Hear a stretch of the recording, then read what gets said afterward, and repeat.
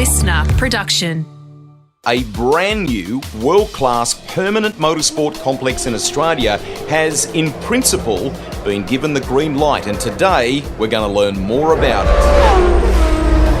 Hi everybody, Greg Rust with you for another edition of our Rusty's Garage Shortcast. We're also releasing the latest of our traditional long-form episodes. James Small, the Aussie crew chief in NASCAR, is out now. That is a fantastic story of a determined young racer who could have actually made a career behind the wheel, a successful one, but he turned a corner with an engineering degree in hand and is now competing on the other side of the pit wall in one of the biggest series there is. James's release is hot off the back of Damon Hill too, so you might enjoy some reflections with the 1996 F1 World Champion as the sport gears up in a couple of weeks' time for round 4 of F1 in Azerbaijan. Now, you can also find in our library Eugene Arocca too, a lawyer with a proud AFL background with time at Collingwood and significantly with the North Melbourne club. He has been the CEO of Motorsport Australia for over a decade now, and he knows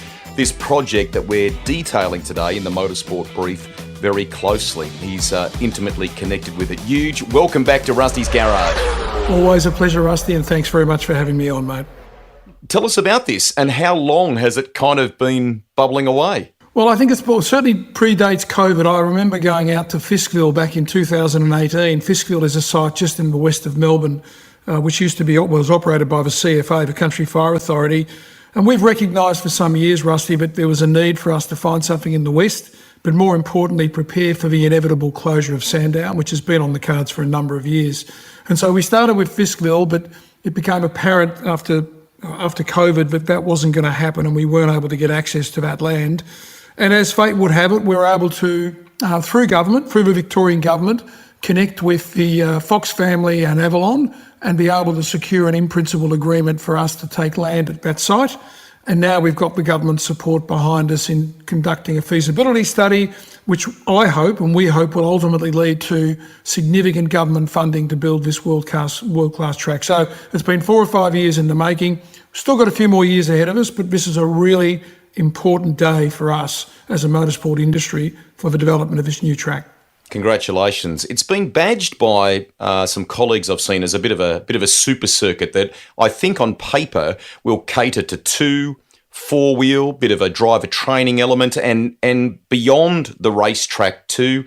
Huge, probably at concept stage, but what sort of things can you tell us more broadly about what this will hopefully become? Well, look, we've got a very long laundry list of things we want to put onto this site, everything from a university to a centre of excellence to an international training facility. So it's not just about the asphalt and the tar, it's more about what we can create as an industry-changing test tube for development and innovation and training for motorsport generally. But it will also serve as a really important element of the whole Avalon precinct. So we would like to think that motorsport would be the jewel in the crown of the development of a whole precinct in Avalon. And for those in the western suburbs who live between Melbourne and Geelong, everything from the railway line to the whole western suburbs would get behind this project. But in our vision, Rusty, it's about putting motorsport front and centre, having the events, but having all of the bells and whistles. As I talked about, the universities, girls on track, first gear training, officials training. We envisage trainers officials coming from all over the South Pacific or Southeast Asia region to come and train at this super centre. And of course, great events, great motorsport events, and not only national level, but everything down to club level and international level. So, the government really has got an appetite to support us with this, and we just got to get this feasibility done over the next 9 months so we can actually, get the government to reach into its coffers and put some money on the table. Cool. Just to tap into what you said a moment ago there about Sandown, it has been under a cloud for some time. Lots of great history there, Huge, as you know, but a prime location for kind of Melbourne housing or real estate. What is your kind of understanding of its current life expectancy, if you can share that? Well, it's been like the Lazarus of the motorsport world. It just keeps coming back. Every time we hear that it's about to close, it seems to be another 3 years. I would think from the information I have and from reading what I've read and seeing what I've seen that The government's very keen to support 2024 as a 60th anniversary of the Sandown event that goes back to 64. And I personally can't see much of a future beyond 3 years of that. We've gone out to Sandown as part of the FIA track inspections, and it needs upgrades and further work that would cost a considerable amount of money. That always becomes a sort of fork in the road for any operator of a venue as to whether they're going to spend more money on a track when it doesn't have a long-term future, or whether they're just going to try and keep it going until such time as they may move on. So, look, crystal balling on Sandown is like shooting, it's almost impossible. History tells us that every time we talk about it, it seems to get another kick along, but I would think that 3 to 5 years would be the absolute max. What's the commitment? You talked a little bit about it from the Victorian government as far as the Avalon project is concerned. Just kind of explain, if you are able to, what the next steps would be to kind of turn this into a reality. And the target, Huge, is I think 2026. Is that correct? That would be right. I mean, look, as I said, this has been a 4 or 5 year project, but critical to getting funding from government, and be clear objective is to get funding from government. And they have not shied away from the possibility of that or probability of that. But working through Treasury and Finance in any government, you need to put together a business case and present it to government.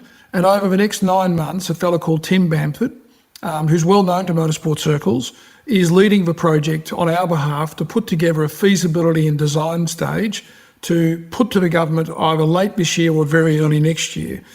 Our hope, Rusty, would be that it will be such a compelling argument that in 2024, the government would allocate funding to support the Victorian home of motorsport.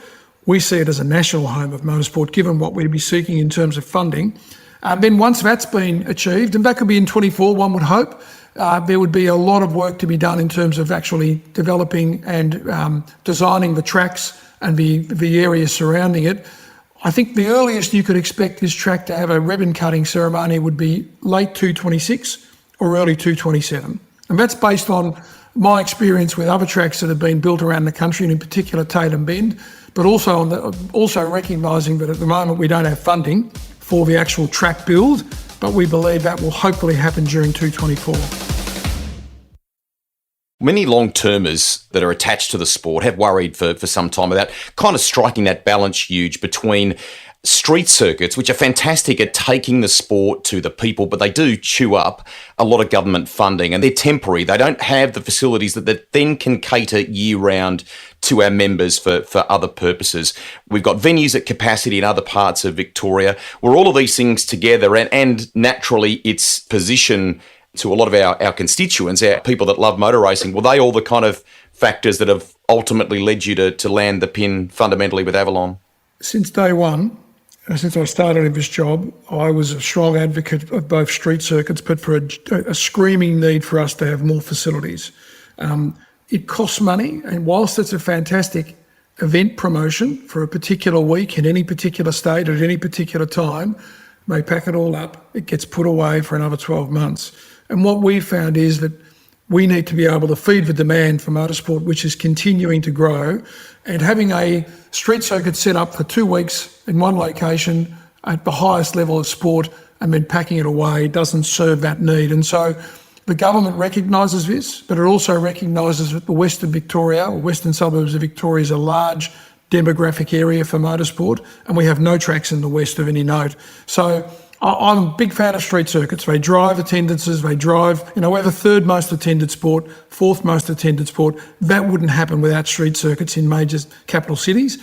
But we need to capture and take advantage of that exposure and create permanent facilities year round that will actually feed the demand for the sport, which is continuing to grow.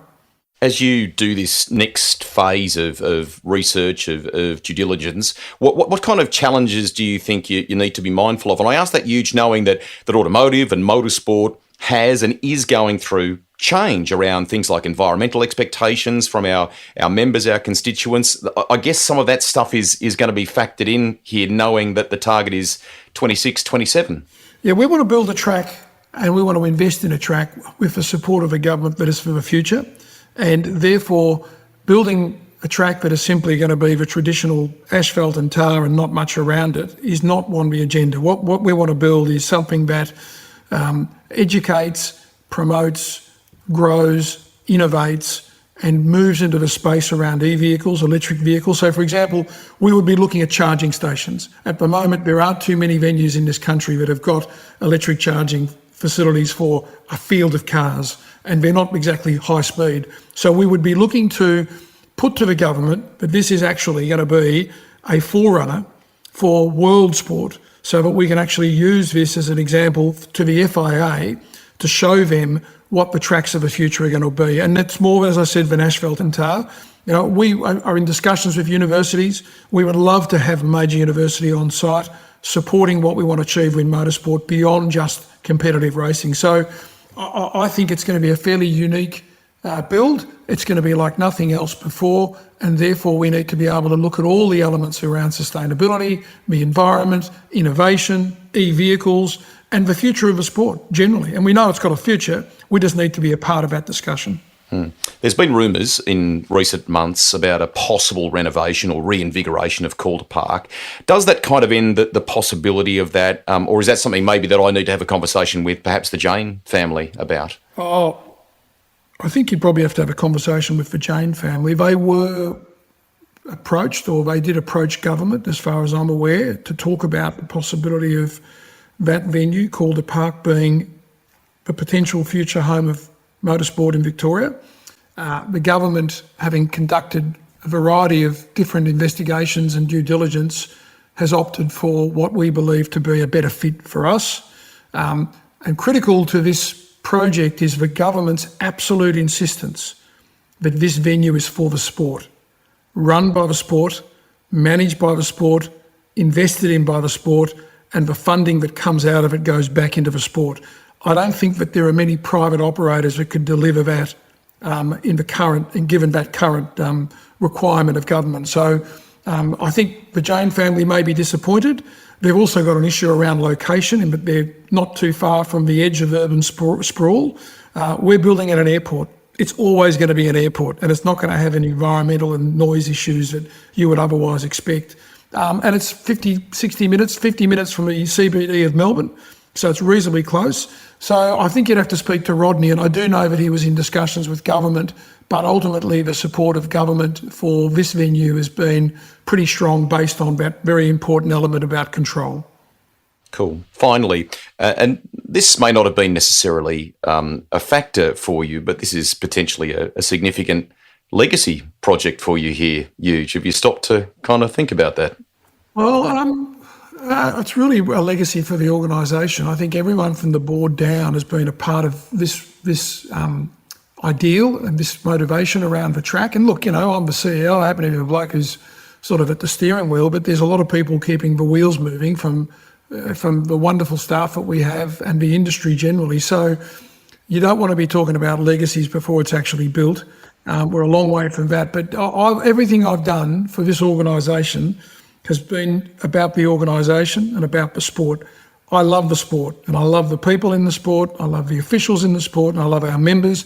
This is what we believe they need, and hopefully it will set a template, not just for Victoria, but for every other state, particularly New South Wales, that's only got one venue of note and needs another 2 or 3 venues, to be brutally honest. So for me, it's about the legacy for the sport. The sport actually sets a very strong example that is supported by government, that tells a compelling story for every other government, not only in Australia but around the world. So we're really excited, and my focus is on getting this thing up and running, and hopefully that's going to happen in the not too distant future. But it's a nice thought, but it's all about the organisation, Rusty.